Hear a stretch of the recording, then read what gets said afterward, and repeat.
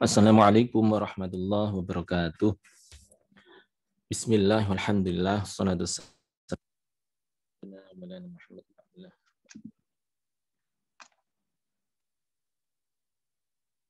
wassalamu ala rasulillah sayyidina maulana Muhammad bin Abdullah wa ala alihi wa sahbihi wa mawalah la hawla wa la quwata illa billah. Qala rabbi syrah li sadri wa yassir li amri wa hlul 'uqdatam min lisani yafqahu qawli, amma ba'd.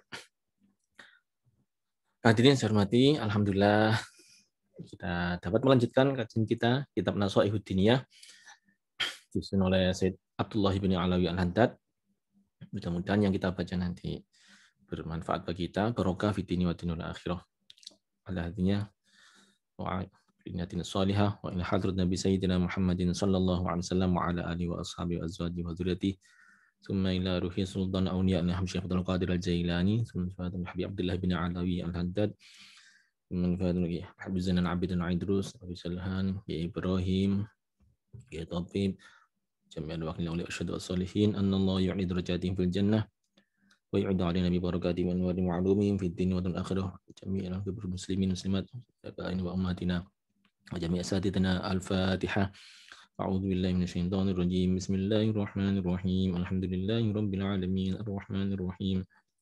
Iyyaka na'budu wa iyyaka nasta'in. Ihdinas siratal mustaqim. Siratal ladzina an'amta 'alaihim ghairil maghdubi 'alaihim waladdallin. Amin. Baik, kita mulai ngaji kita. Pada kesempatan yang lalu kita sudah membahas tentang hal mengingatkan atau reminder. Tidak segan-segan mengingatkan siapapun, terutama mengingatkan diri kita sendiri, mengingatkan keluarga kita, mengingatkan sahabat kita, tidak apa-apa mengingatkan, baik-baik saja mengingatkan itu. Beberapa orang memang lagi butuh diingatkan karena dia lupa. Beberapa orang butuh diberi reminder ini bukan karena sekedar lupa, tapi ada hal ini dia tidak bisa menjangkau, tidak bisa mengekspresikannya. Maka kita ingatkan. Dan peringatan-peringatan tadi insya Allah akan diberi jalan oleh Allah Ta'ala untuk bisa masuk ke dalam orang tersebut. Nah, kita sebagai orang yang mengingatkan, jangan lupa bismillahirrahmanirrahim lebih dahulu. Bagaimanapun, hak untuk memberi hidayah seseorang itu adalah pada Allah Subhanahu wa Ta'ala, bukan bagi kita sebagai manusia. Nggak apa-apa, walaupun kayaknya nggak nyampe. Nabi Ibrahim itu zaman dulu kan mengingatkannya atau memanggil orang untuk menuju ke Mekah itu kan ya nggak pakai alat-alat tertentu kan, itu dia tinggal naik aja ke Jabal Abi Qubais itu, terus kemudian teriak memanggil orang sedunia, dan akhirnya di antara yang menjawab panggilan itu adalah kita semua yang pernah pergi ibadah haji, itu kan dipanggil aja. Wa adzim fin nasi bil hajji ya'tuka rijalan wa ala kulli dhamirin ya'tina min kulli fajjin 'amiq. Beliau manggil semua orang supaya pergi ibadah haji, umat Islam. Nanti orang-orang dari jarak yang jauh, yang dekat pada hadir, pada datang ke Mekah. Ada yang jalan kaki, ada yang naik kendaraan, mulai kendaraan onta sampai kendaraan pesawat terbang, kapal laut, pada datang semua ke Mekah. Nah itu oleh Allah Ta'ala, panggil aja. Nanti soal nyampaikan ke sananya, aku. Gitu. Karena itu ada beberapa ulama yang saat ini pengajiannya mungkin di-relay dari pondok-pondok pesantren atau di dalamnya masing-masing, kita sekarang bisa menikmatinya. Jadi rupanya beliau ngaji itu juga wa'adzin finnas, mengingatkan orang-orang juga. Tapi kapan nyampainya? Kadang setahun, 2 tahun baru nyampe ke telinga kita. Siapa menyampaikan? Allah Subhanahu wa Ta'ala. Kayak gitu. Jadi kita nggak usah bingung-bingung kalau menyampaikan itu, kita florkan aja apa yang kita ingatkan. Nanti yang menyampaikan pesan ini, message-nya sampai atau tidak kepada orang itu, Allah yang atur. Udah, kita bagian kita hanya cuma sampai wa ma alaina illal balagul mubin. Tidak ada kewajiban kita kecuali hanya menyampaikan ajaran agama ini, menyampaikan nilai-nilai penting dari Islam ini kepada siapapun. Nanti soal dia nerima atau tidak, itu Allah Ta'ala yang ngatur nanti. Dipesankan sampai kepada orang itu atau tidak, itu Allah Ta'ala. Sampainya kapan, itu Allah Ta'ala yang ngatur. Jadi teman-teman yang berada di saat ini negara-negara lain, misalnya berada di Jepang, berada di Korea, di Belanda, mungkin bahasanya kurang menguasai dengan baik, bahasa setempat ya. Tapi nggak apa-apa, disampaikan aja pesan-pesan Islam itu bagaimana. Nanti Allah Ta'ala yang ngatur. Yang penting disampaikan, ada usaha dari kita.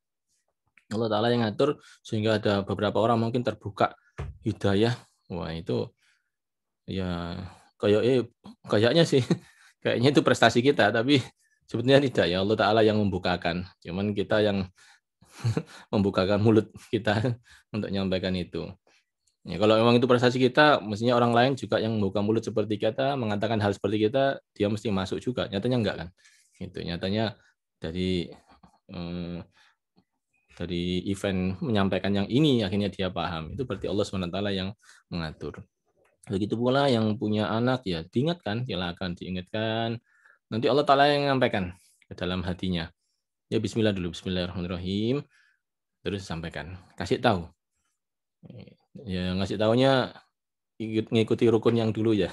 Yaitu kita mesti memaafkan baru ngasih tahu. Jadi kalau hati kita sudah damai, gampang untuk ngasih tahu. Tapi hatinya kalau belum damai, ngasih tahunya biasanya ada tendensi. Karena ada tendensi, biasanya tidak bisa masuk ke hati. Kalau nggak bisa masuk ke hati, yang ada adalah penolakan. Karena itu di Al-Quran disebutkan,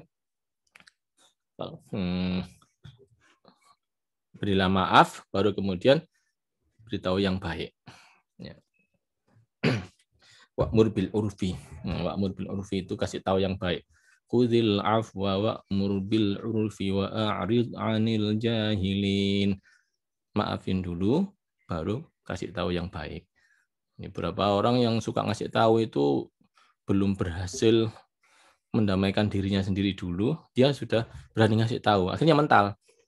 Ya, beritahu anak buahnya, tapi ada tendensi supaya nanti keuntungan usahanya melipat ganda. Jadinya ada tendensi. Maka mengkritiknya dengan kritik yang penuh emosi. Nah, yang kayak seperti itu nggak bisa masuk. Yang ada adalah kebencian dan kadang-kadang malah denial, penolakan dari dalam diri pribadi yang dikasih tahu. Oke, hal tentang memberitahu insya Allah sudah selesai.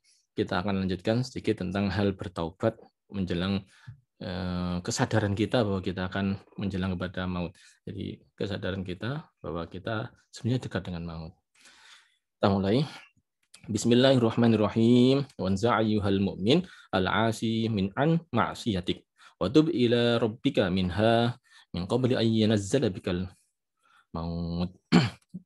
Qabla unzila ya, yanzilu bikal maut.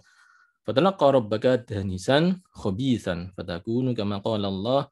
Bismillahirrahmanirrahim. Innahu man ya'ti rabbahu mujriman fa inna lahu jahannama la yamutu fiha wa la yahya.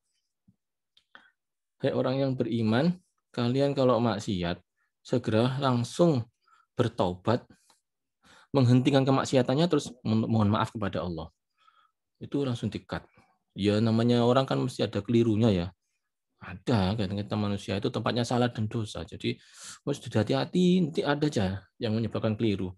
Mungkin kitanya sudah hati-hati, orang lain nggak hati-hati. Akhirnya kita terjebak atau terpancing, akhirnya ada kemaksiatan sedikit dari lisan. Mungkin kemaksiatan sedikit dari tindakan. Kemaksiatan sedikit dari sikap. Kemaksiatan, macam-macam kemaksiatan ini, meskipun sudah hati-hati, kena lagi. Nah, tapi nggak apa-apa, segera-segera dihentikan kemaksiatan, astagfirullahaladzim, setelah berhenti langsung ditobati. Beberapa sudah suka tobat tapi nggak berhenti, nggak boleh. Ya, sudah nyoba-nyoba korupsi, nyoba-nyoba namanya nyoba, masih ada unsur takut-takut dikit itu. Akhirnya ketahuan, cepat-cepat berhenti. Kalaupun nggak ketahuan, ini yang bahaya. Akhirnya keterusan. Jadi hakikatnya kalau orang baik itu terus nyoba-nyoba berbuat maksiat, itu Allah Ta'ala sangat sayang kepada orang itu, biasanya cepat ketahuan. Beda dengan orang yang sudah penggawaiani maksiat itu, dia nggak pernah ketahuan, biasanya aman-aman aja. Nah, kalau kita sebagai orang yang nyoba-coba maksiat itu, untuk bilang benar ya, jangan sampai nyoba. Tapi biasanya kalau yang baik-baik aja itu nyoba-nyoba, cepat ketahuannya. Itu dihentikan oleh Allah Ta'ala, supaya berhenti. Nah, perintahnya orang yang beriman itu kalau terjebak kemaksiatan segera langsung stop. Terus watub ila rabbik.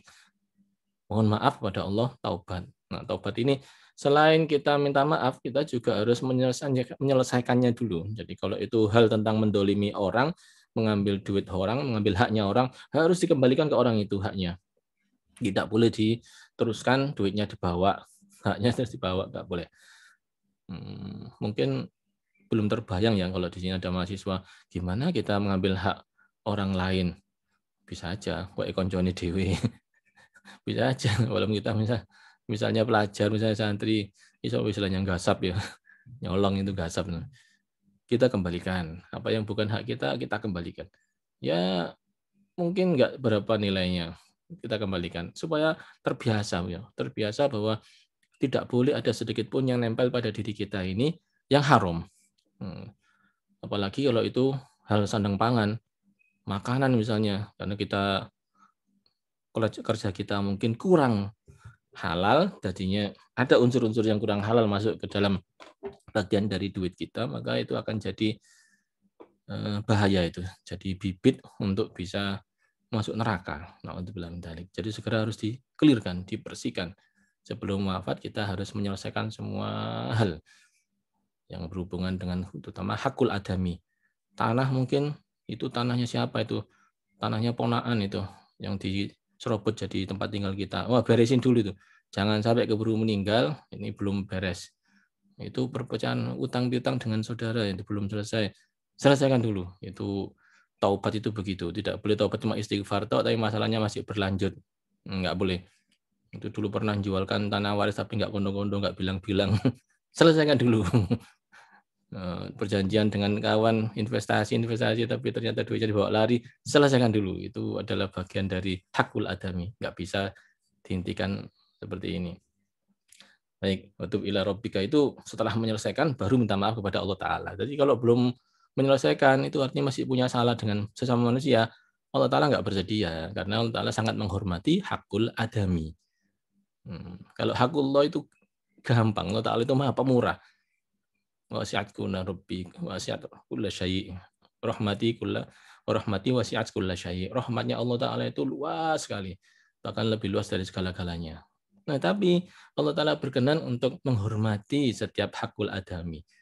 Sehingga selesaikan dulu dengan sesama manusia, jangan sampai ada yang keladuk, kecampur kepada bagian kita. Banyak sekali orang-orang yang pergi umroh itu, kalau zaman dulu ya, berapa tahun yang lalu aja, ini pejabat ini umroh, tokoh miliarder ini umroh, konglomerat itu umroh, padahal di tanah air dia sedang meninggalkan kasus yang luar biasa atas suatu tuduhan korupsi. Dan korupsinya itu terbukti. Waduh, ketahuan kalau itu korupsi. Tentu saja kalau dibawa ke Mekah, itu nggak akan menjadi barokah, karena setiap yang datang menengadahkan tangan di Mekah, baik itu haji, untuk umroh, kalau sampai ada kecampuran barang haram di dalam salah satu bekalnya, nggak berkenan menerima Allah Ta'ala. Allah Ta'ala akan menolaknya. Meskipun dia pergi ke sana itu diniati ibadah, yang dapat adalah wisata belaka. Gitu.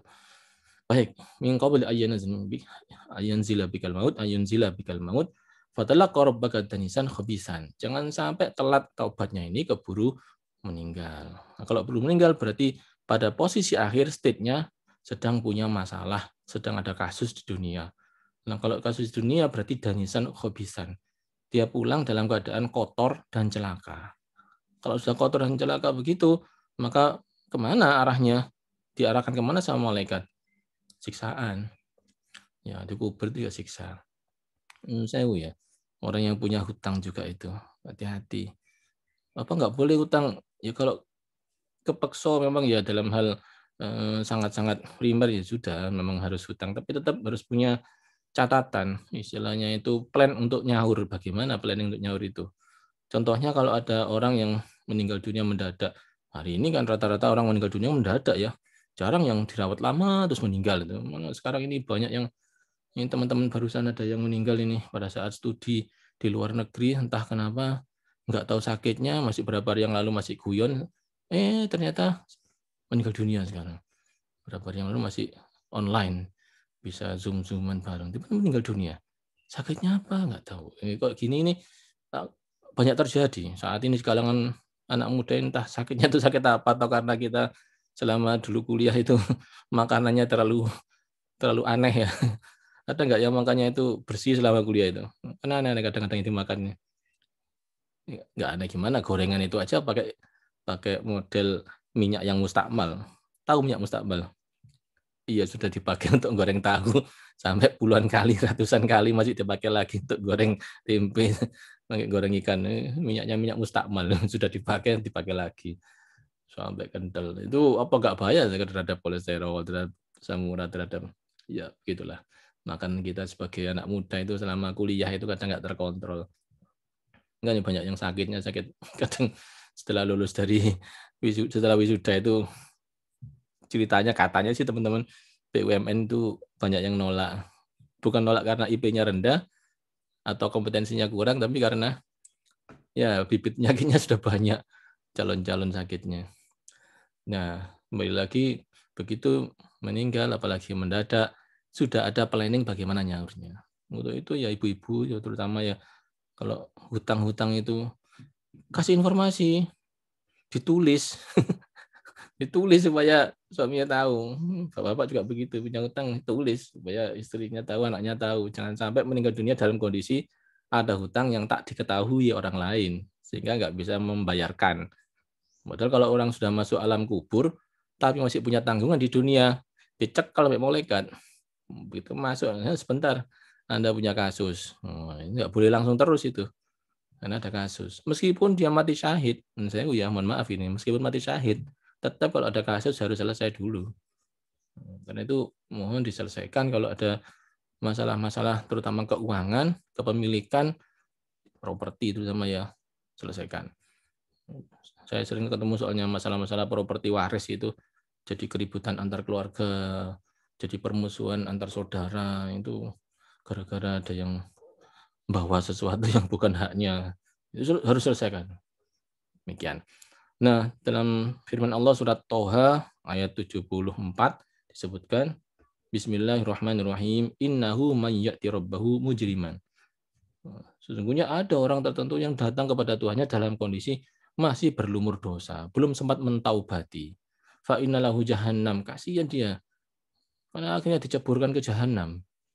La yamutu fiha wa la yahya. Padahal kalau masuk neraka jahanam itu yo gak mati, yo gak urip, antara hidup dan mati. Saking beratnya siksaan, koyok-koyok mau mati. Tapi kok masih kerasa sakitnya, berarti masih hidup. Itu antara hidup dan mati. Kasihan. Jadi mau selesaikan. Nah, dosa itu kalau masih di dunia, itu ibaratnya cor-coran, itu masih basah. Sehingga kalau disiram air, cor-coran itu bisa langsung ambiar, bisa langsung hancur semuanya. Masih basah. Nah, kalau sudah mati, cor-coran itu sudah kering. Menjadi apa? Menjadi ya beton yang sangat kuat. Itu enggak cukup air itu. Harus pakai linggis, harus pakai palu, pakai tang. Wah, pakai segala macam benda-benda tumpul, benda tajam. Sulit itu. Dipukuli, tong tong dicukiti. Waduh, waduh, sakit, aduh, sakit gitu.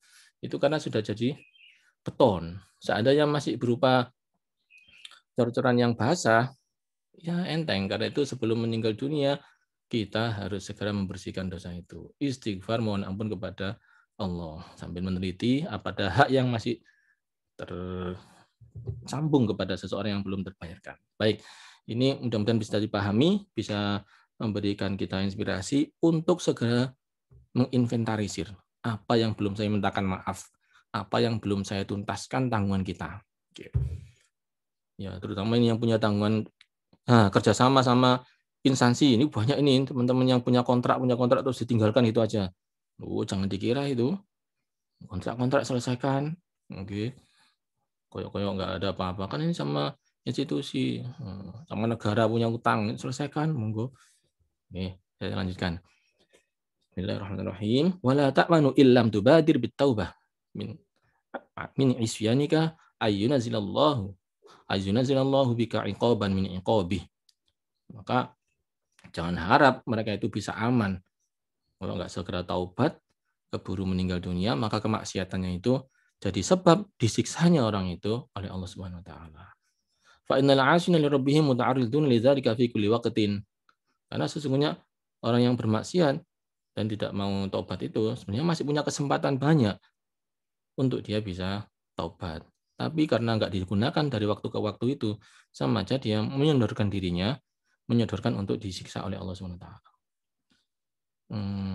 Mungkin pertanyaannya, loh, kok disiksa itu, kenapa kok pakai disiksa segala? Gini, ya tentang hakul adami maupun bukan hakul adami ya, itu dosa itu berada pada seseorang itu, berada pada diri seseorang itu menimbulkan bau, karena dia kotoran. Yang namanya kotoran mesti busuk. Nah, padahal kalau mau masuk surga, tidak boleh ada yang busuk. Nah, manusia itu kan disetting Allah Ta'ala untuk jadi penduduk surga.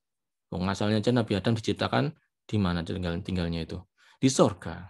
Nah, kemudian Nabi Adam keluar dari surga, ya penyebabnya kita semua sudah tahu, tapi gara-gara keluar itu, akhirnya di dunia ini kita berjuang, menyelesaikan banyak tugas dari Allah SWT, dan ketika selesai tugas ini, kita dikembalikan ke tempat asal kita. Itu planning besar Allah Ta'ala seperti itu. Dikembalikan ke surga. Nah, manusia juga emang aslinya kita ini penduduk surga. Mbah-mbah kita ini, yaitu Mbah Nabi Adam itu penduduk surga. Tapi nggak usah disesali keluar dari surga ke dunia ini. Dulu ada yang sempat tanya, Nabi Musa tanya kepada Nabi Adam, ini jenengan kok dulu makan buah kuldi, kita ini jadi repot semua, akhirnya keluar dari surga, kita jadi berada di dunia. Nabi Musa itu pintar, cerdas ini. Nah, dan Nabi Adam menjawab, ya kita tahu bahwa kita ini sebelum diciptakan sudah disetting, ini ja'ilun fil ardi khalifah itu. Setelah diciptakan itu diberitahu, setelah tinggal di dunia, sebelum diciptakan sudah dikasih tahu bahwa akan jadi khalifah di muka bumi. Juga kita juga punya tugas di bumi ini, demikian insya Allah dialognya itu. Dan terakhir, karena butuh orang yang harus memberitahu umat manusia, mengingatkan, maka diutuslah para nabi, sehingga termasuk engkau ya Musa jadi nabi. Jadi kalau misalnya enggak turun ke dunia, kamu pun enggak akan jadi nabi, statusmu itu biasa-biasa gitu. Ya, itu sudah lewat masanya dan kita sekarang berada di dunia. Maka kita akan kembali ke akhirat kala itu, direncanakan oleh Allah Ta'ala masuk ke surga semua. Zaman kepingin juga tuh masuk surga. Ya, mudah-mudahan terlaksana pada masuk surga semuanya. Amin.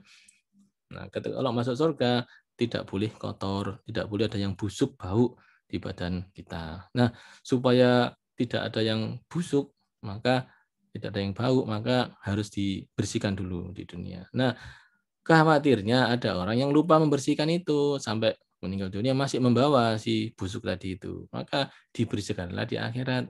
Nah, bersihkannya karena tadi seperti konsepnya cor-coran yang sudah terlanjur jadi beton itu, ya agak sulit membersihkannya. Diapakan akhirnya?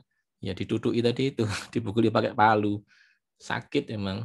Tapi untuk dalam rangka membersihkan itu, bukan dalam rangka menyiksa. Cuma dibersihkan gitu aja. Ya lumayan loro ya. Waduh tuh. Sakit sekali. Nah, termasuk digoreng juga di neraka itu sama itu. Ya, soalnya banyak juga yang barang bau tapi digoreng jadi sedap. Apa itu? Ikan asin ya. Ikan asin kan bau amis sekali. Tapi kalau digoreng gimana, Bu? Ya sedap ya. Enak. Ikan asin itu kalau digoreng enak. Ya makanya yang punya bau busuk tadi itu, apa amis tadi itu digoreng di neraka. Mungkin kalau sudah sedap, diambil, dipindah ke surga. Nggak usah khawatir nanti gorengnya kelamaan, nggak usah khawatir gitu. Itu sudah profesional, malaikat Malik itu sudah diajari SOP-nya oleh Allah Ta'ala.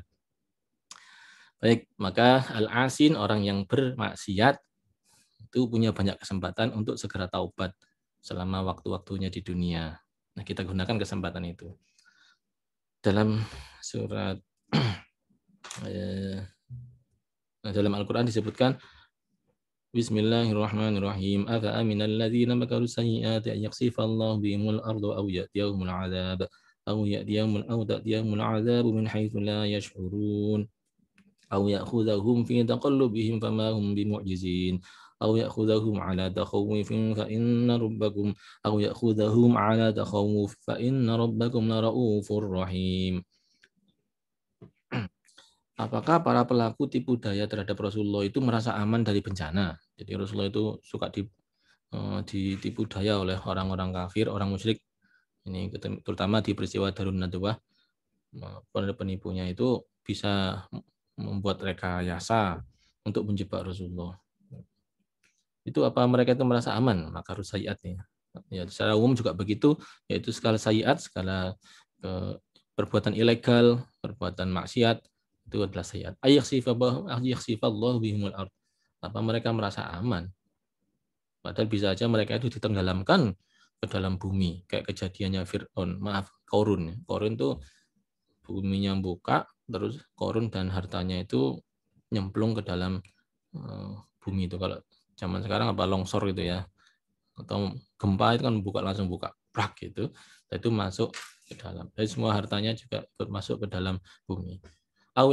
Yahumul azabu min haitsu la yash'urun, atau datang azab yang tidak mereka sadari datangnya, seperti petir yang mengenai kaum Samud seperti itu. Aw ya'khudhahum fi taqallubihim fama hum bimu'jizin, atau di saat perjalanan mereka sehingga mereka tidak dapat menolak azab itu.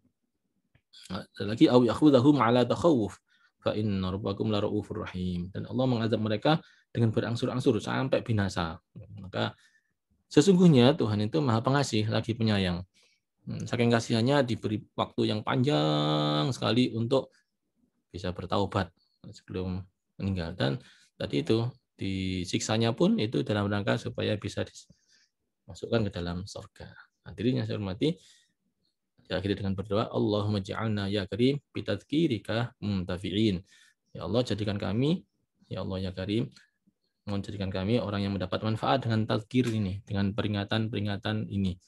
Wali kita bika wa rasulika muttabi'in, jadikan kami orang yang mengikuti petunjukmu dalam Al-Quran, dalam segala sunnahnya Rasulullah. Wa ala ta'atika mujtami'in, dan jadikan kami orang yang taat kepada Engkau. Fatwaffana ya Rabbana muslimin, mohon wafatkan nanti kami dalam keadaan muslim. Wa alihikna bisolihin, mohon kumpulkanlah kami dengan orang-orang soleh. Wa walidina wa ahbabina, juga orang tua kita, orang tua kami, orang-orang yang kami kasihi, mohon juga diberikan hal yang sama. Ya Arhamar Rahimin, birahmatika ya Arhamar Rahimin. Mohon rahmatilah kami ya Allah yang Maha Pengasih, yang Maha Pengasih ya, Maha Pemurah ya Arhamar Rahimin. Kita lanjutkan, topik berikutnya adalah tentang panjang angan-angan atau panjang harapan. Tulul amal ya. Bismillahirrahmanirrahim. Wa'alamu ma'asyiral ikhwan ayqadallahu qulubana wa qulubakum min sinatil ghaflah wa wafaqna wa iyyakum wa wafaqna wa iyyakum lil isti'dadi lil naqlah min ad-daril faniyah ila ad-daril baqiyah. Anna min adharril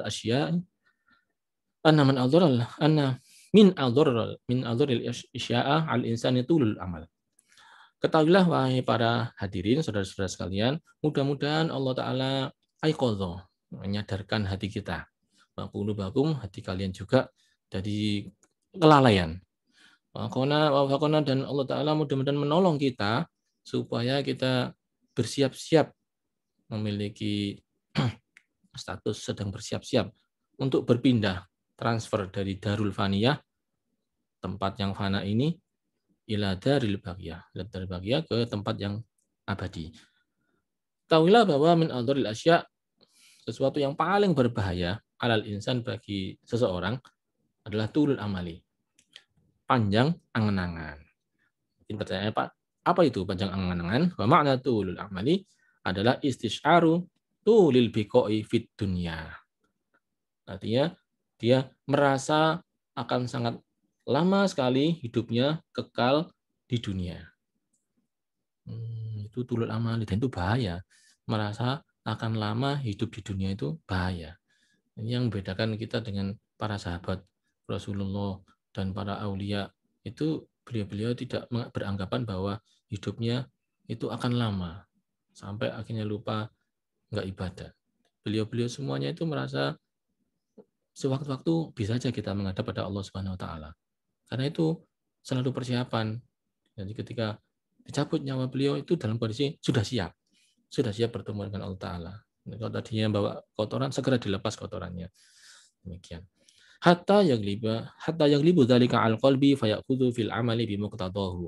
Nah, orang yang berperasaan bahwa hidupnya akan lama, di dunia masih lama lagi, kalau itu sampai menguasai hatinya, maka dia jadi sibuk bekerja siang malam hanya semata-mata mencari duniawi saja. Entah itu duniawi adalah duit, bisa jadi juga jabatan, pangkat, kekuatan politik, itu semua adalah bagian dari duniawi. Waktunya dipakai hanya sibuk untuk bekerja saja. Lupa untuk mencari akhirat, lupa untuk mencari persiapan menuju akhirat. Waqad qala salafus shalih rahmatullah alaihim, man tala amaluhu sa'a amaluhu. Ini satunya amalu, satunya amalu ya. Kalau amalu itu angan-angan tadi, amalu itu amalan. Man tala amaluhu sa'a amaluhu. Barang siapa yang panjang angan-angannya, maka dia akan buruk aktivitas amalannya. Kok bisa? Ya, terlalu yakin bahwa dia masih akan lama hidup di dunia, maka dia tidak berpikiran tentang persiapan menuju akhirat. Karena tidak mau persiapan menuju akhirat, maka yang dilakukan itu persetan dengan akhirat. Nah, akhirnya yang dilakukan itu yang ilegal-ilegal dilakukan.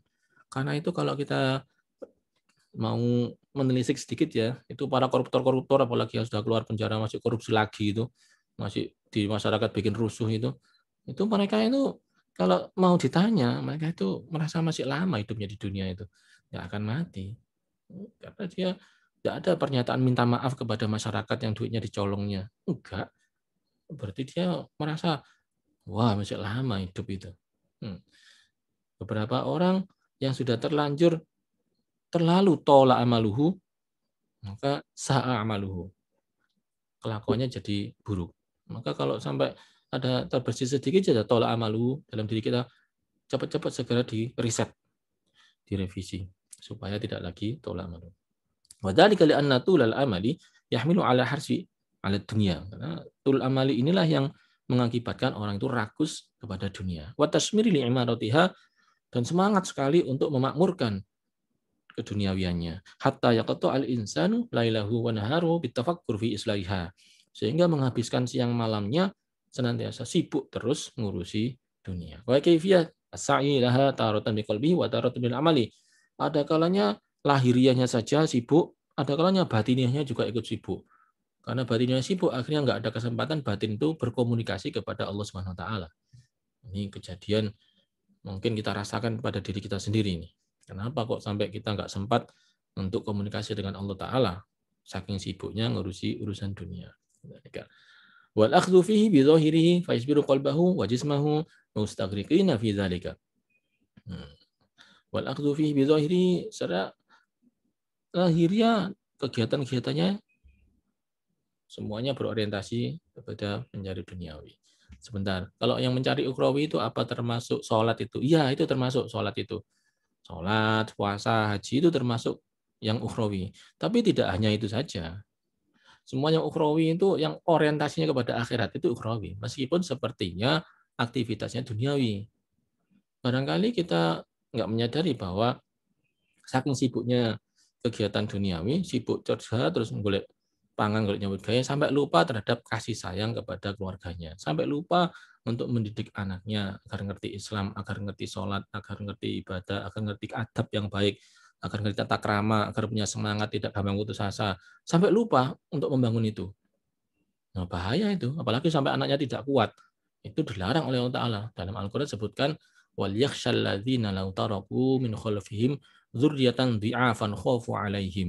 Hati-hati ya, hati-hati kalian yang punya anak ya, jangan sampai meninggalkan anak dalam kondisi lemah, tidak kuat, mengkhawatirkan. Hati-hati. Walyattaqillah. Dan takwalah kepada Allah. Artinya ikuti perintah Allah untuk mendidik anaknya itu. Ya, soal mendidik sendiri atau diongkoskan ke orang, disekolahkan, dipondokkan, ya itu termasuk tekniknya. Tapi bahwa tanggung jawab pendidikan itu ada pada orang tua. Nah, kalau saking sibuknya bisnis terus sehingga lupa bahwa anaknya itu harus punya bekal yang sangat kuat, nah itu termasuk yang lalai itu. Dul amali.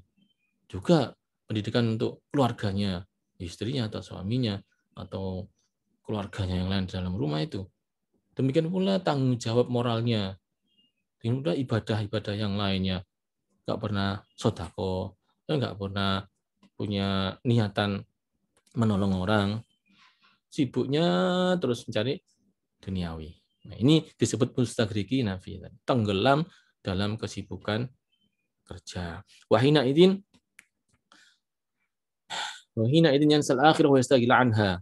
Pada saat itu akhirnya dia terlabeli sebagai orang yang lupa terhadap akhirat dan terlalu sibuk kerja. Wa yusawifu fil amali laha, sehingga amalan-amalan untuk ini akhirat ini yusawifu di saufa itu kelak nanti di engko nanti aja itu ditunda-tunda fayakunu fi amri dunyahu mubadiron wa musyammiron.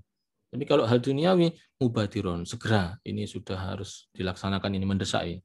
Musyammiron aktif banget untuk punya agenda kerjaan. Wa fi amri akhiratihi musawifan muqassiron. Tapi kalau hal akhirat dia lebih cenderung menundanya atau memangkasnya. Muqassiron dikosor, dipersingkat. Akhirat itu dipersingkat. Hal akhirat. Ya mestinya kalau sholat itu sempurnanya gitu, ini di korting ini muqassiron. Kita tahu semua ya bahwa hari-hari kita ini selalu sibuk, nggak ada orang nggak sibuk. Tapi sebetulnya saudara-saudara, bukan karena kesibukan, tapi karena prioritas. Saya merasa yakin tidak ada orang yang sibuk di dunia ini. Yang ada adalah orang yang tidak memprioritaskan. Oke lah, kita tahu ngaji ini penting. Betapa banyak orang yang tidak ngaji karena beralasan sibuk. Tapi setelah kita cek coba, ternyata dia lagi tiduran. Kita cek coba, ternyata dia lagi nonton TV. Kita cek coba, lagi baca koran. Kita cek lagi cangkruk di mana. Ternyata memang bukan masalah sibuk atau enggak sibuk, yang ada adalah prioritas. Kalau kita memprioritaskan, jadi enggak sibuk. Bagi teman-teman yang belum tahu manajemen waktu ya, kalau kita bahas dalam 4 kuadran itu, kuadran pertama, kuadran kedua, kalau di atas itu ya, itu namanya penting dan tidak penting. Penting, tidak penting. Ya. Kemudian kuadran dimensi satunya adalah mendesak dan tidak mendesak. Nah, penting dan mendesak itu kuadran 1 yang harus dijalankan. Agenda-agenda yang penting dan mendesak jalankan. Ada lagi yang penting tapi tidak mendesak. Apalagi yang tidak penting tapi mendesak. Kita dulukan yang mendesak, kita julukan. Meskipun nggak penting mendesak. Contohnya apa itu? Buka apa? WhatsApp, apalagi buka SMS, apalagi. Itu adalah sebenarnya penting tapi nggak mendesak. Kadang-kadang saya heran, di dalam kelas itu ada mahasiswa tiba-tiba mengeluarkan handphonenya karena handphonenya ada sinyal masuk, ada yang tulis bahwa ada pesan atau SMS atau pesan sosmednya masuk, dibuka, dibaca, gitu. Setelah dibaca terus ditaruh lagi. Ada beberapa yang sempat membalasnya. Kadang-kadang kalau di kelas saya perhatikan ada yang begitu. Kenapa mereka itu begitu? Karena menganggap bahwa semua pesan ini adalah penting dan mendesak untuk dijawab. Sehingga dia ketika dia sibuk dengan orang tua, misalnya lagi bicara dengan orang tua, handphonenya bunyi. Sebetulnya bisa itu di cancel atau ditolak, bisa. Lagi sama orang tuanya, lagi ngobrol, lagi bicara, itu lebih penting itu. Kenapa begitu? Karena yang ditelepon tadi itu atau yang SMS tadi itu apa sepenting itu? Nah, kalau memang itu gawat misalnya dari tempat yang memang gawat ya, darurat. Tapi kalau enggak, apalagi cuma WA. WA itu WhatsApp ya, atau ngirim lewat sosmed itu enggak penting-penting amat untuk dijawab dengan segera. Kalau yang penting itu mungkin telepon. Nah, telepon itu penting, bisa jadi. Oke lah, kalau itu mungkin ya dicek dulu, kalau enggak termasuk orang yang sangat ya berarti bisa ditolak. Dan saya berarti orang yang tidak bisa menempatkan ini itu nggak ngerti caranya membedakan kuadran 1 dan 2, 3, 4 yang lain. Jadi semua adalah kuadran 1, yaitu mendesak dan penting. Semua hal dianggap mendesak dan penting. Maka dia sibuk. Artinya dia tidak bisa memprioritaskan. Kalau dia bisa memprioritaskan, niscaya yang sibuk dan mendesak itu bisa digeser ke tidak mendesak. Contoh olahraga, penting nggak? Penting, tapi kan nggak mendesak. Wah, saya nggak bisa ini, harus sekarang juga olahraga. Saya harus keliling, saya harus lari, harus. Iya kok disik, kenapa sih 15 menit lagi kan bisa. Ini sekarang masih ada tamu. Misalnya gitu. Itu berarti semua dianggap penting dan dianggap mendesak. Padahal nggak mendesak sebetulnya kan. Atau sebaliknya, semua dianggap penting, padahal nggak penting-penting amat untuk dijawab. Seandainya dijawabnya 3 jam lagi misalnya nggak apa-apa orang itu. Nggak masalah, nggak harus langsung begitu masuk ting, langsung kita jawab tong gitu. Nggak harus begitu. Ini kalau semua dianggap sebagai penting, ya akhirnya kita terlalu sibuk di dunia, nggak sempat ngapa-ngapain. Nggak sempat makan, nggak sempat ibadah, nggak sempat komunikasi, nggak silaturahmi. Hidupnya penuh terus. Nggak pernah silaturahmi ke saudaranya, nggak pernah silaturahmi ke orang tuanya, ke kawannya. Mungkin sekarang silaturahmi bit telepon ya, bukan dengan berhadapan. Karena kondisi pandemi, maka silaturahminya dengan menggunakan peralatan komunikasi. Baik hadirin, sudah bisa membedakan ya, orang karena saking sibuknya, maka dia tidak sempat untuk mengurusi ukhrawinya. Silaturahmi termasuk ukhrawi? Iya, silaturahmi, terutama silaturahmi yang tidak ada perlu. Kadang-kadang saya ini menerima orang silaturahmi itu, ngomongnya itu lucu. Ngomongnya gini, jadi kan ngalami nggak ngomongan gini? Yang pertama, saya silaturahmi ini, saya bahasa Jawa biasanya, kaping sepindah, kalau silaturahmi kepada Bapak, menanyakan sehat, bagaimana kabarnya. Kaping kali, saya biasanya fokus kepada yang kaping kali ini, karena yang kedua inilah yang paling penting sehingga membawa dia ke sini.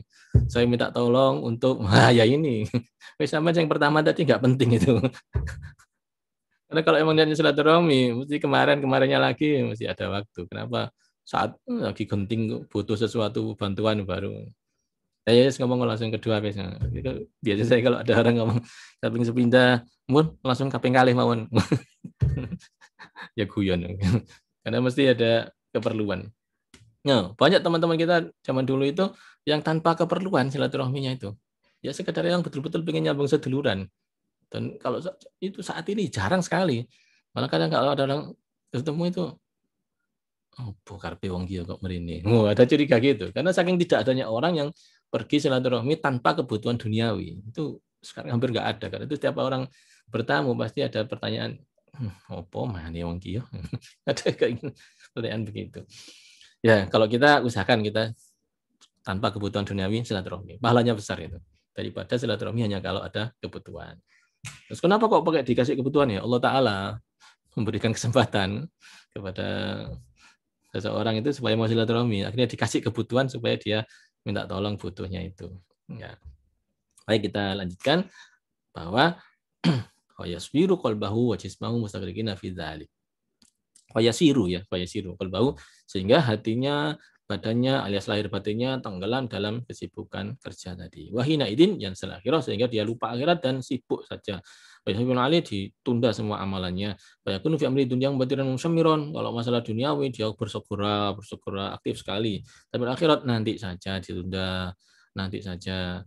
Zaman percaya enggak dengan ayat yang bunyinya begini itu?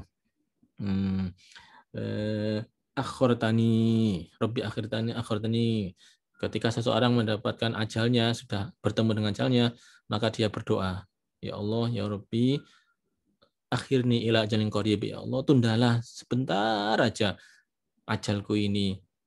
Ajalin qarib itu waktu, berilah tempo sebentar aja. Ada lagi yang ditambahkan, la amalu sholihan mimma taraktukal, saya akan mengamalkan amalan saya yang kemarin ketinggalan. Ada yang ayyasdaqo, saya akan bersedekah. Itu janji-janji tersebut disampaikan oleh orang yang barusan mendapat kabar bahwa dia akan meninggal sekarang juga. Kira-kira ini, menurut saya ya, kalau menurut pendapat panjenengan semua, kalau dia dikasih masa tempo sedikit aja, kira-kira dia akan melakukan nggak? Kalau orang itu belum taubat, kira-kira akan langsung taubat nggak? Kalau dia itu masih punya utang, akan segera nyaur nggak? Kalau dia itu meninggalkan kewajiban kefarduan, akan segera menunaikan nggak? Kalau dikasih tempo? Enggak. Kenapa? Sekarang pun dia sudah punya tanggungan itu dan dia tidak melakukannya, meskipun sudah tahu bahwa ajal itu qorib. Jadi umpama, oke, kamu saya beri waktu 1 hari 1 malam, misalnya gitu, malaikat Israel ya. Malaikat Israel apa bisa memberikan tenggang waktu? Ya, bisa aja. Kalau Allah Ta'ala mengendaki kan. Allah Ta'ala itu yamhullahu ma yasha wa musbit wa indahu umul kitab. Surat Ar-Ra'd ya terakhir ini. Allah Ta'ala berkenan menghapus ketentuannya, misalnya umurnya ditulis 60 misalnya, berkenan menghapus 60 itu. Wasbit, dan bisa menetapkan jadi 70, bisa aja. Bisa terjadi. Apa kira-kira dia langsung mengerjakan? Pasti jawabnya, yang kok dhisik toh, mosok langsung sekarang. Duduk dulu kan, kita istirahat dulu, barusan nemui hampir ketemu ajal. Istirahat dulu, istirahat bentar, gitu. Nggak akan langsung tantang gawe, segera. Itu memang sifatnya manusia ya, selalu power of kepepet gitu. Biasanya dikasih deadline baru kena deadline-nya itu. Tapi kalau selama dikasih kesempatan masih jauh dengan deadline ya santai-santai dhisik. Ya, itulah sebabnya nggak ada penundaan. Gitu. Tapi banyak loh kiai yang dikasih penundaan oleh Ta'ala. Saya pernah dengerin, ya tentu dalam takdir Allah ya, di Ummul Kitab sudah ditulis ya, dia dikasih penundaan. Saya pernah dengar itu Mbak Kiai Abdullah Hasbullah itu waktu mau wafat, ya sempat sudah sakit menjelang meninggal, dan semua kayaknya tahu itu menjelang meninggal, langsung para santri membacakan Yasin untuk beliau, Yasin sebelum orang dicabut ajalnya ya, sampai diyasinkan. Ternyata setelah Yasin ternyata Mbak langsung bangun terus bilang kepada para santri, pada keluarga, wis aku wis kandha malaikat Israil, engko ae mari nimut amar. Kok bisa ngomong begitu? Jadi waktunya sepertinya bisa dinegosiasikan kepada Allah Ta'ala habis muktamar. Ya saking pentingnya muktamar ya, karena muktamar itu menentukan nasibnya seluruh bangsa Indonesia, muktamar NU. Saya sering dengar cerita begini daripada kiai yang top itu ya, yang luar biasa itu. Mbah Yai Maksum juga begitu. Saya dengar meninggalnya itu nunggu muktamar selesai. Dan ternyata betul, setelah muktamar selesai, jalan berapa hari meninggal. Termasuk Kiai Hasan Samsul Arifin juga begitu. Berapa hari ya setelah muktamar itu. Ya sudah, terus wafat ke pundut. Jadi rupanya beliau-beliau itu sangat intens sekali memikirkan bangsa dan negara kita, sehingga Allah Ta'ala berkenan memberikan penghormatan kepada beliau sampai ada extens gitu. Ya, banyak para kiai emang tahu bakal ajalnya datang atau masih agak lama, itu banyak beliau-beliau itu yang diberitahu oleh Allah SWT. Sayyidina Ali juga tahu bakal, sehingga Sayyidina Ali subuh itu langsung sholatnya itu nggak sholat karena sudah dikasih tahu Rasulullah sebetulnya, engkau akan meninggal dalam kondisi begini pada jam ini, pada saat pada hari sudah tahu Sayyidina Ali, dikasih tahu oleh Rasulullah. Dan para sahabat atau penjaga ya kan, beliau Amirul Mukminin, ya, gampangnya pas pampres lah, pas pampresnya ngasih tahu, sebagai presiden Sayyidina Ali nggak usah, ini kan pemberontak itu, pendemo di luar ini kayaknya mau membunuh penjenengan. Enggak, saya sudah dikasih tahu Rasulullah kok ini pada jam segini. Jadi betul beliau sholat itu betul-betul paham bahwa mau meninggal dunia. Dan betul wafatnya itu ketika sholat di penggal ya oleh Abdurrahman bin Muljam, seorang khawarij, aliran radikal Islam, tapi ngurus Islam dewi, orang yang bukan alirannya dia dianggap sebagai kafir, fundamentalis namanya. Segala hal dianggap fundamental. Sayyidina Utsman juga begitu, dibunuh oleh orang-orang Khawarij ya. Orang Khawarij itu memang sok merasa pintar sendiri. Dia protes atas ketidakadilan katanya ya. Sayyidina Utsman dituduh sebagai presiden yang tidak adil. Jadi orang mengatakan sok mengatakan tidak adil itu mulai zaman dulu ya, zaman Sayyidina Umar dan Sayyidina Utsman itu. Jadi Sayyidina Utsman itu dibunuh karena alasan beliau katanya tidak adil. Padahal Khulafaur Rasyidin itu dibilang tidak adil. Dan yang menuduh tidak adil itu ya orang-orang Islam sendiri. Dan itu yang akhirnya yang bunuh Sayyidina Utsman. Sayyidina Umar juga dibunuh meninggalnya. Tapi tahu Sayyidina Utsman itu ya, dikasih tahu oleh Rasulullah. Kalau Imam Ghazali lebih tahu lagi, malah jauh-jauh hari beliau ngasih tahu. Hamin 1 itu saya maaf. Imam Ghazali itu Hamin 1 meninggal itu belanja. Beli apa coba? Kain kafan. Itu sampai adiknya sendiri tuh heran. Malah mas mau meninggal aja nggak mau ngerepoti orang beneran, cuman sekedar kafan aja kok beli sendiri.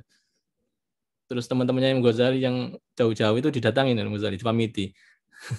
Pas tanggal sekian ini tolong datang ke tempat saya. Jadi yang jarak perjalanannya 3 hari dari situ itu tahu bahwa Imam Ghazali mengundang beliau datang. Dan benar, zaman dulu kan nggak ada surat, nggak ada SMS ya. Ketika Imam Ghazali wafat, memberi pesan kepada adiknya dan keluarga, nanti kalau kiai ini belum datang, saya jangan diberangkatkan ke makam. Mereka harus mensolati saya. Ini namanya ini. Dan yang disebutkan oleh Imam Ghazali tadi itu datang semua, benar. Padahal jarak perjalanan dari rumah itu menuju rumahnya Pak Kiai tadi itu 3 hari baru nyampe. Luar biasa tuh. Tertata rapi Imam Ghazali itu. Saya ingat abah saya kemarin juga bilang, kapan hari Selasa? Antara sadar dan tidak sadar itu. Belum, ini hari apa? Hari Senin. Hari Senin. Kapan ya Selasa? Besok. Emang kenapa sih? Saya mau pergi hari Selasa. Itu betul. Ya Selasa itu beliau kapundhut wafat. Kayaknya terjadwal itu pada dikasih tahu sama Allah Ta'ala. Jadi kayaknya juga semua punya cerita yang mirip-mirip seperti itu ya. Orang-orang dekatnya. Mereka diberitahu oleh Allah SWT. Baik, saya lanjutkan ke sini.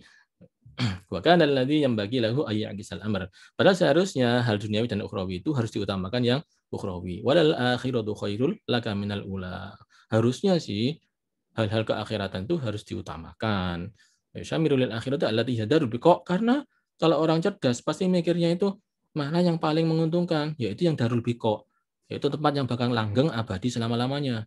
Muatilul iqamah, nanti akan tinggal di situ, yaitu akhirat. Nah, di dunia ini paling lama ya 70 tahun, 80. 100 itu jarang sekali. Di Okinawa itu katanya tempat yang paling banyak orang panjang umur, tua-tua, Okinawa Jepang ya. 120-an tuh masih ada berapa ratus orang. Di atas 100 tahun itu masih ada berapa ratus orang. Masih ada. Di Indonesia kayaknya jarang, hampir nggak ada.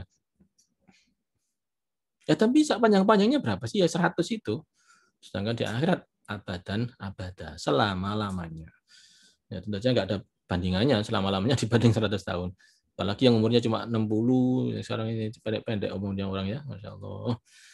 Waqad akhbarahu Allah Ta'ala wa Rasuluh sallallahu alaihi wasallam annahu la yanaluha biduni sa'i wa talabi wal jaddi fi dzalika wa tashmiri lahu. Padahal akhirat ini menurut Rasulullah itu tak mudah dicapai kecuali dengan harus berjuang, berusaha, berjuang bersungguh-sungguh baru berhasil. Kalau dunia, amat dunia fasyadaru zawal wantikol. Nah, dunia ini adalah tempat yang zawal, yang sebentar lagi akan sirna, wantikol, dan tempat untuk transfer saja mau pindah. Wa'an qaribin yartahilu minha lil akhirati wa yukhlifuha wara'a dhahri. Dunia ini tempat transit sejenak. Bahasa Jawanya mampir ngombe. Namanya ngombe itu ya sebentar. Mampir ya sebentar. Lalu pergi meninggalkan dunia ini dengan segala hiruk pikuknya, harta benda yang sudah dikumpulkan. Itu ditinggal begitu saja. Mungkin ada orang sibuk bangun rumahnya sampai butuh waktu puluhan tahun sampai rumahnya jadi, ditinggali bersama istrinya cuma berapa hari terus dia meninggal dunia. Istrinya hidup sendiri terus menikah dengan orang lain. Orang lainnya tinggal di situ, laki-laki lain. Sampai berpuluh tahun, berarti orang laki tadi itu meninggal dunia nggak bawa rumahnya, tapi meninggal dunia itu dalam kondisi menyiapkan rumah untuk orang laki-laki tadi. Bisa saja seperti itu. Juga lucu seperti itu, tapi kenyataannya terjadi. Ayo khalifah wara'a dhahri, semua yang dia kembangkan, dia bikin itu akan ditinggalkan di belakangnya. Walaysa ma'murun bitolabiha wal hirsi 'alaiha. Dan dunia itu enggak ada perintah khusus untuk mencarinya dan kita harus banyak-banyak mendapatkannya. Itu rakus ya. Bal huwa manhiyun anhu fi kitabillah ta'ala. Bahkan ada perintah untuk istilahnya itu jangan lupa. Wala tansa nasibaka minad dunya. Statusnya itu cuma jangan lupa. Jangan lupa ya tentang duniamu gitu. Wa fi sunnati Rasulillah sallallahu alaihi wasallam wa nasibuhu muqdiru lahu minha la yafutuhu wa lam yatrubuhu walakinahu lamma tala alaihi amalu hamalahu ala al-hirsi ala dunya wa taswifil akhirah.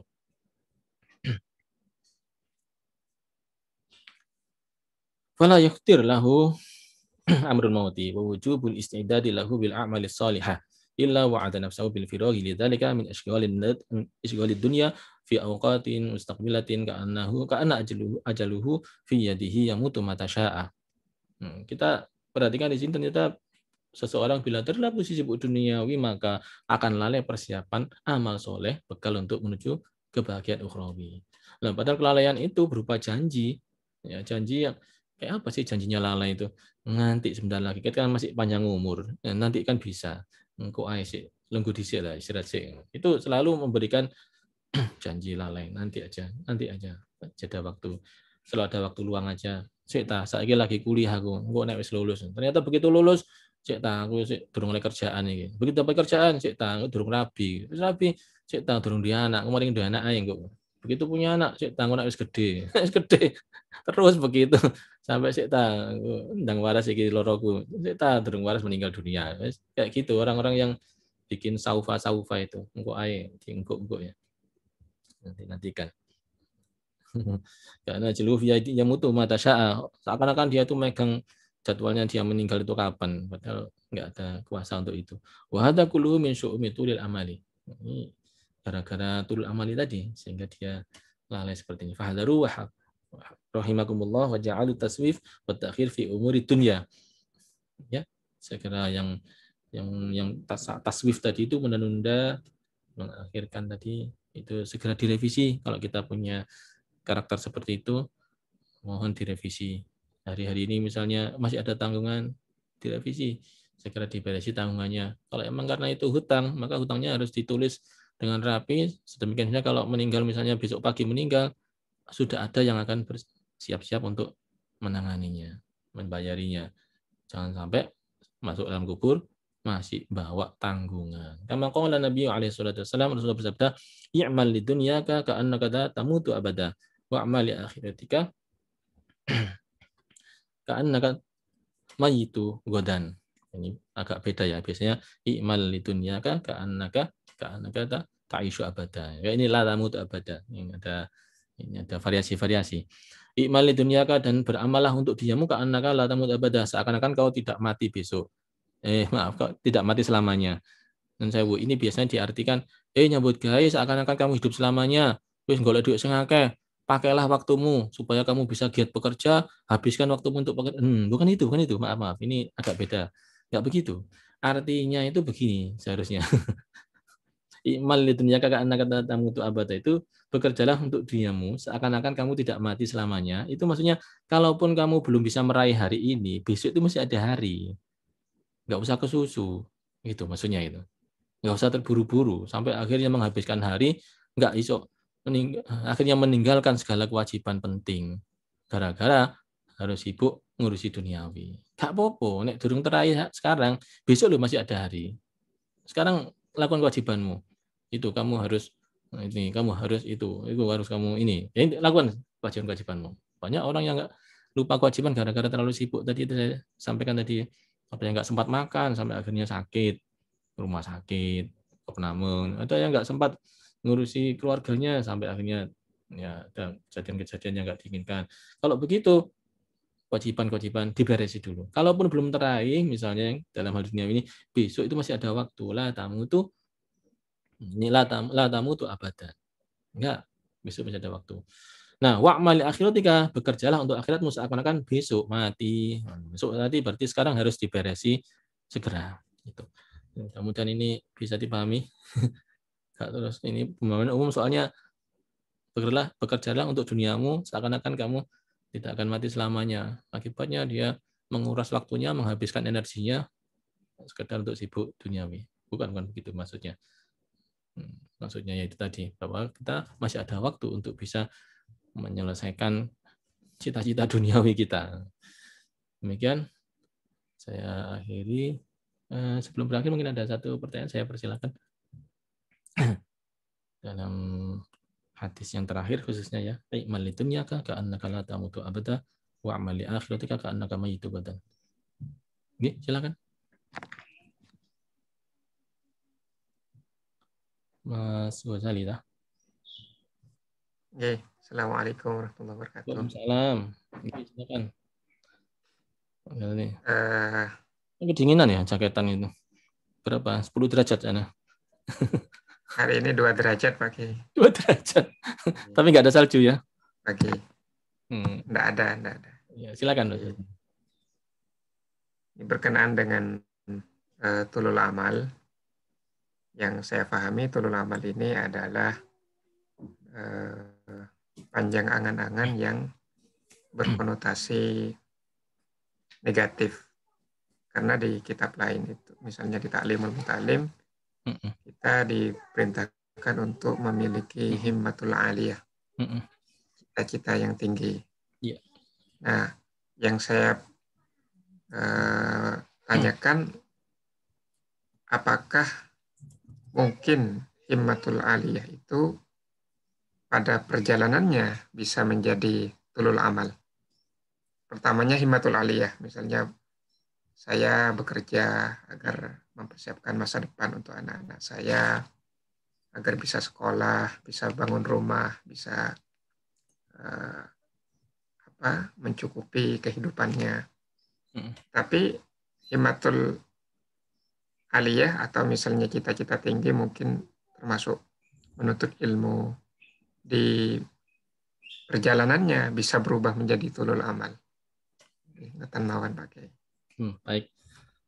Terima kasih Mas Ghazali mengingatkan bahwa kita juga mesti punya himmatul aliyah, cita-cita yang tinggi. Itu gantungkan cita-citamu setinggi langit. Saya dulu masih ingat zaman masih kelas 3 SD, itu saya nulis di buku saya itu. Ini enggak tahu lucu apa enggak cerita saya ini. Itu di buku tulis saya tulis itu profesor, doktor dan seterusnya. Dan sekarang gelar yang saya punya itu hampir mirip persis sama yang ditulis saya pada saat saya kelas 3 SD itu. Itu sama hari ini. Itu nggak ngerti terlalu tingginya himmatul aliyah saya itu sampai setinggi itu mungkin loh ya.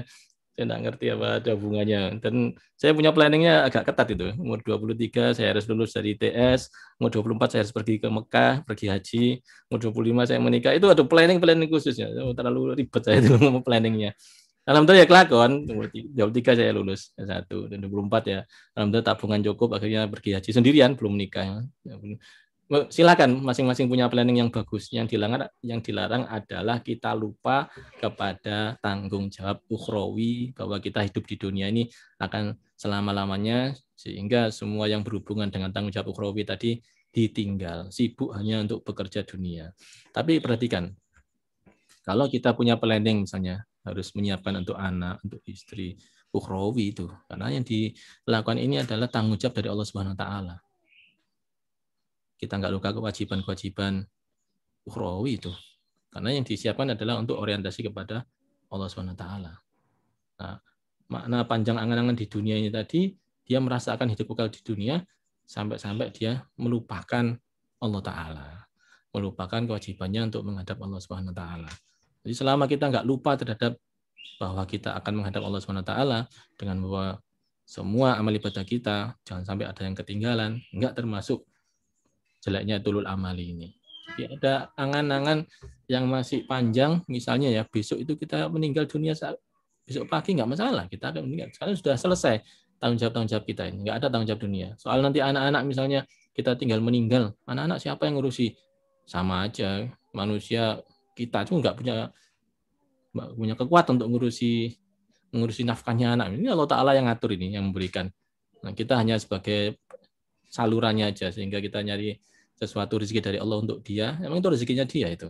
Bukan kita yang menciptakan rezeki itu. Seakan-akan aja itu kita yang nyari. Tapi sesungguhnya itu rezekinya anak itu sendiri, istri ya rezekinya istri sendiri, cuma lewat kita yang ngambilkan. Nanti kalau kita tinggal ya ada lagi cara-cara yang lain. Mungkin dia sudah dewasa, sudah bekerja, bisa aja. Atau ada bisnis yang bisa menjangkaunya, bisa aja. Jadi selama kita masih bisa berkoneksi, menyiapkan diri kita menghadap Allah Ta'ala, nggak termasuk panjang angan-angan itu. Kenapa? Karena kita sudah yakin bahwa yang kita kerjakan ini adalah memang kewajiban dari Allah SWT. Bukan karena kesenangan sibuk duniawi semata. Silakan, monggo di planning sejauh-jauhnya planning, nggak masalah. Termasuk dalam hal kebangsaan kita juga harus punya planning nih. Jadi gimana kita termasuk di dunia ini nggak ada orang yang untuk planning dekat, mesti ada jangka panjang. Istilahnya kalau kita punya renstra misalnya, rencana strategis 20 tahun ke depan, itu ada rencananya harus. Tapi sekali lagi itu tidak akan meninggalkan kita kepada Allah Ta'ala. Tidak sampai melupakan kita kepada Allah. Kalau sampai melupakan diri kita kepada Allah Ta'ala, terutama yang pribadi, itu termasuk tulul amali. Itu yang dilarang. Gitu. Nggak sampai ghaflah ya. Intinya nggak sampai ghaflah. Walaupun jangka dekat tidak rencana, tapi planning untuk 3 hari ke depan. Masih yakin 3 hari masih ada. Sehingga kalau ada tanggungan nggak segera diberesi, utang nggak segera dibayar selama 3 hari ke depan itu, ya berarti tulul amal itu, walaupun hanya 3 hari. Tapi merasa akan hidup sampai 3 hari ke depan. Itu tulul amal itu. Walaupun sampai 30 tahun, bahkan 300 tahun ke depan, tapi kalau kita punya planning tetap koneksi kepada Allah SWT, kalau sewaktu-waktu kita meninggal dunia, kita sudah siap. Maka tidak termasuk tulul amali. Demikian, mohon maaf. Saya kira cukup ya. Mohon Pak Kiai. Yang Barakah Fatihah ada suami teman Bu Zoom namanya Haji Yahya meninggal dunia. Kita bacakan suratul Fatihah untuk Haji Muhammad Yahya. Dan untuk sahabat-sahabat kita yang sudah kabundut, juga family kita, juga orang tua kita, anallahu yataghashahum birrahmah wal maghfirah. Allahumma ighfir lahum warhamhum wa'afihim wa'fu anhum. Allahumma ij'al quburahum rawdatan min riyadil jannah wa la taj'al quburahum hufratan min hufarin nar. Allahumma ighfir quburahum. Sayyidul wujud Sayyidina Muhammad sallallahu alaihi wasallam. Bismillahil Fatihah. A'udzu billahi minasyaitonir rajim. Bismillahirrahmanirrahim. Alhamdulillahirabbil alamin. Ar-Rahmanir-Rahim. Iyyaka na'budu wa iyyaka nasta'in. Ihdinas siratal mustaqim. Siratal ladzina an'amta 'alaihim ghairil maghdubi 'alaihim waladdallin. Bismillahirrahmanirrahim. Alhamdulillahirabbil alamin. Allahumma shalli wa sallim ala sayyidina Muhammad wa ala alihi washabbihi ajma'in. Walhamdulillahirabbil alamin. اللهم إنا نسألك العفو والعافية والمعافاة الدائمة في الدين والدنيا والآخرة. اللهم إنا نسألك علما نافعا ورزقا واسعا حلالا ورزقا طيبا وأولدا صالحا وعملا متقبلا. ربنا لا تزغ قلوبنا بعد إذ هديتنا وهب لنا من لدنك رحمة إنك أنت الوهاب. ربنا هب لنا من أزواجنا وذريتنا قرة أعين واجعلنا للمتقين إماما. ربنا هب لنا من أزواجنا وذريتنا قرة أعين واجعلنا للمتقين إماما. ربنا هب لنا من أزواجنا وذريتنا قرة أعين واجعلنا للمتقين إماما. ربنا آتنا في الدنيا حسنة وفي الآخرة حسنة وقنا عذاب النار. وصلى الله على خير خلقه ونور عرشه سيدنا محمد وعلى آله وصحبه أجمعين بفضل سبحان ربك رب العزة عما يصفون وسلام على المرسلين والحمد لله رب العالمين. Assalamualaikum warahmatullahi wabarakatuh. Terus Mbak Nun